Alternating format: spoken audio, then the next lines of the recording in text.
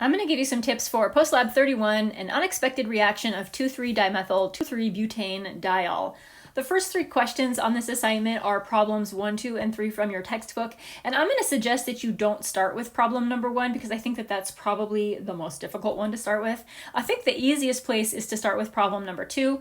Problem number 2 has two parts to it. It asks you first to find the common name of 2,3-dimethyl 2,3-butane diol. This reaction is a really standard, really common reaction that's used in organic chemistry. So if you type 2,3-dimethyl 2,3-butane diol into any kind of search engine, that should lead you to the common name. Just searching that IUPAC name should give you a result of the common name. And then once you know the common name for this reactant, searching for that, because this is such a standard, typical organic chemistry reaction, searching the common name should give you the name of the reaction that you carried out. And those are the two parts to question or problem number 2. It wants to know the common name, and it also wants to know the name of the reaction that you carried out. Once you know the name of the reaction, then you should be able to easily do the first and the third question on this assignment. Question number 3 is asking you to draw the mechanism of the reaction. Once you know the name of the reaction, you'll probably find the mechanism on the internet along with it. The mechanism for this reaction is also in your textbook. Under the common name. So you should be able to find it that way. And problem number 1 is asking you to draw the structure of the product of the reaction, which you're going to get when you draw the mechanism.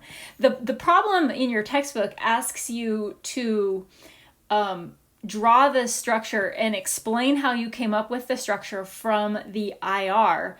But as we know, that's not going to be 100% possible. Like, you can't come up with a structure just from IR alone.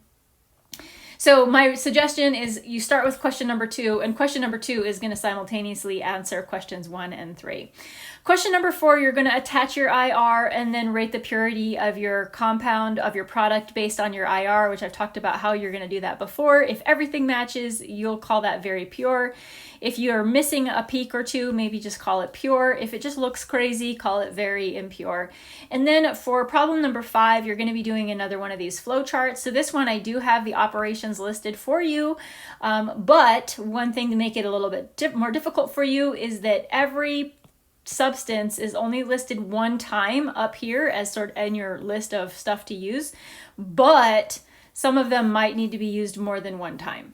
And so that's going to be kind of your new challenge, that you're going to have to figure out which one of these things might need to be listed more than one time.